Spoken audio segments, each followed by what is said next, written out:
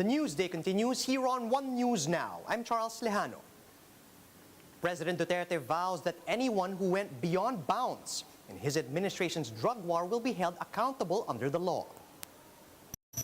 Speaking before the United Nations General Assembly, Duterte said he has instructed the Justice Department and the PNP to review the conduct of the campaign against illegal drugs. Despite this, his government still appears to be rejecting the International Criminal Court's probe into alleged crimes against humanity in the conduct of the war on drugs.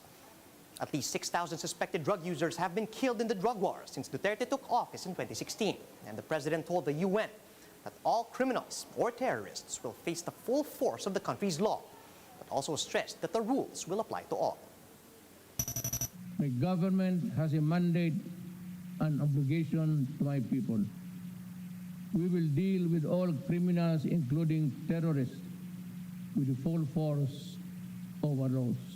I have instructed the Department of Justice and the Philippine National Police to review the conduct of our campaign against illegal drugs. Those found to have acted beyond bounds during operations shall be made accountable before our law. Professor Guido David of the OCTA Research Group says that the COVID-19 reproduction number in Metro Manila has decreased further to 1.03. In a tweet, David said the average number of new cases in the capital over the past 7 days is over 4,700. This translates to a one-week growth rate of negative 18%, and David says he is hoping that the downtrend in cases in Metro Manila will continue. But as for the entire country, the DOH believes that cases will still peak in October. The Philippine Red Cross stands by the integrity of its swab test results. On One News' The Big Story, PRC Molecular Laboratories head Dr. Pauline Obial says they do not know the context behind Duterte's allegations about their laboratory swab test results being inaccurate. She admitted that some patients have also raised similar complaints about potential inaccuracies in the results. But Obial stressed they have proven to complainants that they are following the correct system and procedure in conducting COVID-19 tests. Still, Obial said that the Red Cross is doing its own due diligence and has conducted reruns of samples earlier this month. It has time and again happened in the lab, and then we showed to them our systems and procedures, and they even complained to the Department of Health, and DOH and our ITM come to our lab and investigate. And so far, they've done it more than 5 times, and they found no breach in our protocols in the laboratory. The Social Welfare Department will be working with LGUs to provide food aid to those affected by granular lockdowns. Speaking to Radyo 5, DSWD Assistant Secretary Glenda Relova said that the national government will be giving out food packs through the department starting the 2nd week of granular lockdowns. She added that if the lockdowns will be extended, then the department will still provide food packs. Relova also said that the department currently has 1,000 food packs on hand for each of the NCR cities and municipalities with areas under granular lockdown.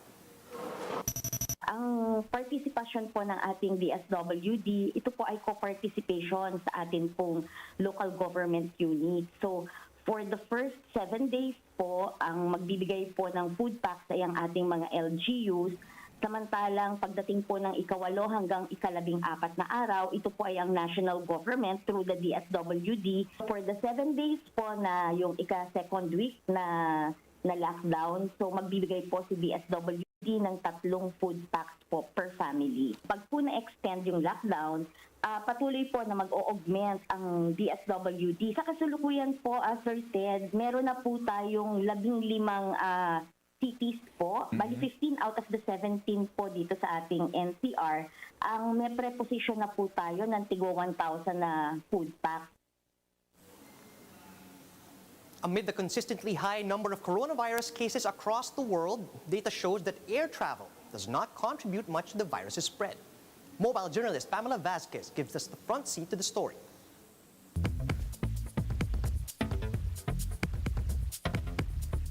Air travel is not a super spreader event for COVID-19.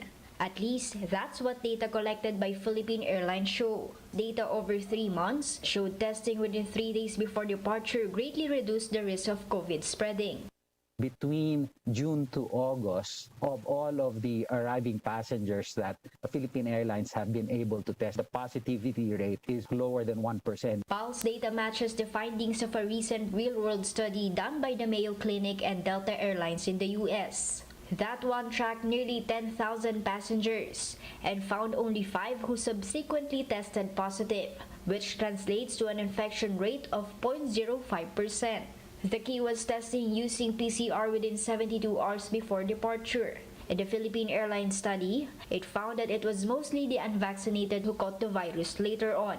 As such, PAL is lobbying the government for new protocols for vaccinated travelers who want to enter the country. Instead of being tested on the 5th or 7th day, they actually will be tested on the 3rd day. And if they are negative, they can exit the quarantine facility on the 5th day and just continue their quarantine at home. Currently, travelers coming from countries on the green list can do 7-day quarantines at designated facilities. Everyone else must complete a 10-day facility quarantine with another 4 days at the LGU of their destination or at home. In the new proposal, someone who's vaccinated and tests negative can be home within 4 days. Wala namang silbing mag-lockdown tayo, zero COVID, pero patay na may ekonomiya natin. PAL recently filed for bankruptcy protection in the U.S. after the pandemic devastated its business. I'm Pamela Vasquez and we are One News.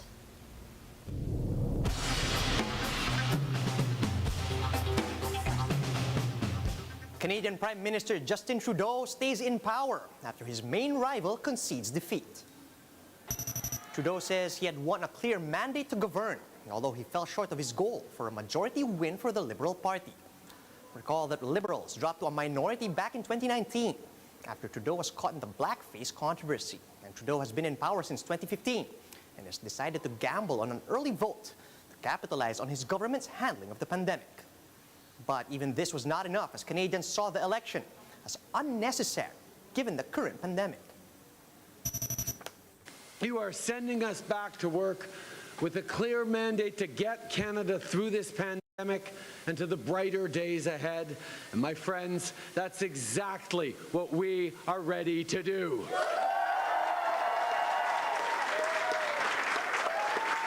There are still votes to be counted, but what we've seen tonight is that millions of Canadians have chosen a progressive plan. Here's a quick look at some of today's headlines.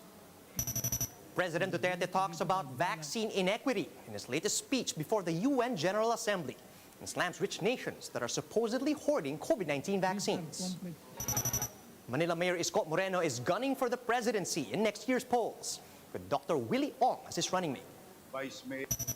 And the Games and Amusement Board summoned San Miguel player Daniel de Guzman due to alleged game fixing. And those are the top stories at this hour.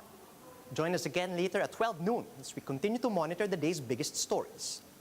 You can also catch One News on Signal Play.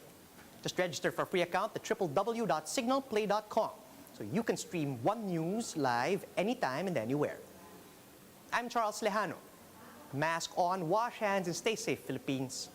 We're One News.